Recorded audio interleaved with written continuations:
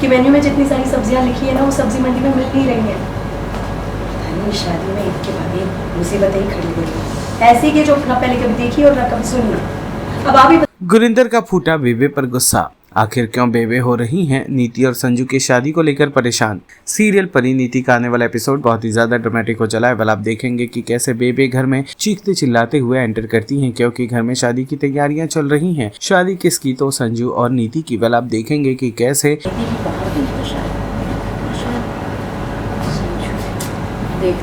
देखती हूँ भाई मैं ही जाकर। आपने बुलाया बेबे?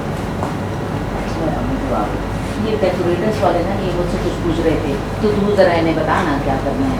मैं बेबी ये जिम्मेदारी गुरिंदर की थी ना, उसने तो मुझे केटरिंग की जिम्मेदारी पता चलता है कि किचन में दिए हुए सब्जियों की लिस्ट के अनुसार सब्जियां नहीं मिली हैं क्योंकि मार्केट में वो सब्जियां अवेलेबल ही नहीं है। शादी में ईद के बाद ही मुसीबतें ही खड़ी हुई ऐसी कि जो ना पहले कभी देखी और ना कभी सुनी। अब आप ही बताइए, सब्जी मंडी में सब्जियां नहीं मिल रही है, ऐसा कभी सुना है आपने? जी मैडम, वहाँ क्या लगाना है बता देंगे आप? भाई साहब, आप पहले भी यहाँ पर डेकोरेशन कर चुके हैं, ये पहली बार तो है नहीं, पर आप अच्छा ही करते हैं। ये देखिए ना कितना अच्छा किया आपने, कितना सुंदर लग रहा है। वैसा ही वहाँ पर भी कर दीजिए, अच्छे से कर। पता नहीं आपकी क्या मर्जी है इस शादी को लेकर, क्या चाहता है वो? शादी में लोग क्या चाहते हैं कि सब कुछ अच्छे से हो, यहाँ पर कुछ अच्छा हो मिला नहीं। मैडम जी ये फूल कहाँ रखना है? सब बदल दो मेरे, सब कुछ जाकर। शादी वाला घर है और पता नहीं सब लोग कहाँ मर गए हैं, कुछ पता ही नहीं चल रहा है। और ये नीति की बच्ची को मालूम है कि 3 से 4 के बीच में मुहूर्त है, पर अभी कितने बज गए?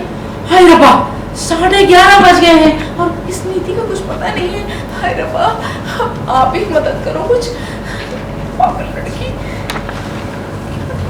पहले इसी दौरान गुरिंदर को आवाज दी जाती है। बाकी तैयारियों की लेखा जोखा लेने के लिए गुरिंदर वहां आती है और बेबे पर बरस पड़ती है कि मेरी इस घर में कभी कोई हैसियत थी ही नहीं। शुरुआत में मुझे आपके हिसाब से, फिर पति, और अब आने वाली बहू के हिसाब से मुझे जीना पड़ेगा। नीति को बहू बनाने को लेकर ही गुरिंदर काफी परेशान है। बेबे उन्हें समझाते नजर आती है, लेकिन गुरिंदर को कहाँ ये बात ख्याल आ रही थी, वो तो लगातार नीति को बॉसी नेचर वाली बताते नजर आते। प्लीज हाथ जोड़ती हूँ आपके, अभी ना मेरा दिमाग बहुत खराब है।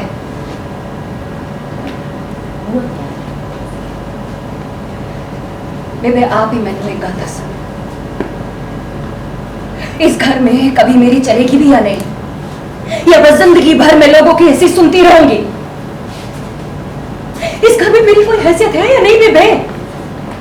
जब से इस घर में आई हूं ना, बस कभी भी ना अपने मन की इच्छा पूरी नहीं कर पाई, अपनी नहीं चला पाई। मैं ब्याह करके आई तो संजू के बाबूजी की सुनी, जब वो इस दुनिया से चले गए तो प्रजाजी थानेदारनी बन के मेरे सर पे बैठ गई, और अब जिससे बहू बना के ला रही हूं ना, उसकी भी थानेदारी बस मुझ पे ही चलती है। मेरी कोई इज्जत है या नहीं, मेरा कोई मान है इस घर में या नहीं बेबे?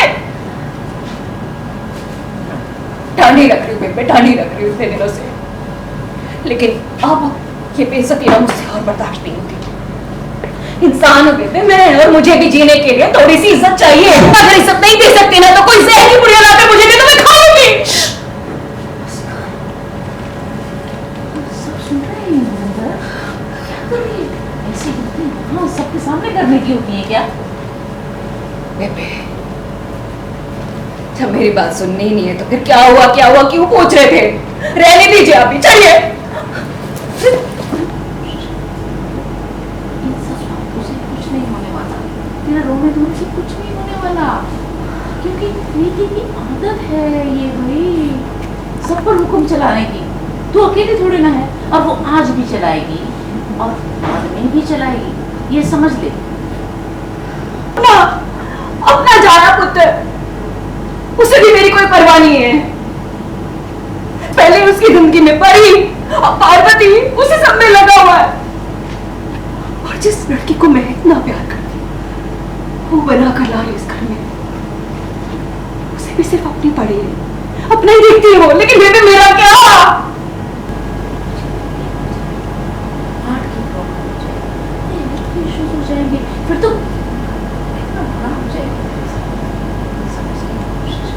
अच्छा है ना बेबे, मौत आएगी तो आ जाने दीजिए, कम से कम मुझे इस बेइज्जत भरी जिंदगी से छुटकारा तो मिलेगा।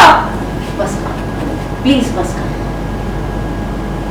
2 अल्फाज उस अंकिता बच्ची ने मुझे क्या बोल दिया कि तूने अपने आप को जीरो समझना शुरू कर दिया, अपने आप को कोस रही है। बड़े घर की तू मालकिन है, फिर भी अपने आप को तू नहीं समझ रही। जो मैं कहना चाह रही हूँ नहीं समझ रही। तो समझाना मुझे अच्छे से, खोल के समझा, मैं समझती हूँ, चल समझा। हैं सीरियल परिणीति से जुड़े तमाम अपडेट्स को जानने के लिए टेली चक्कर को लाइक शेयर सब्सक्राइब जरूर करें।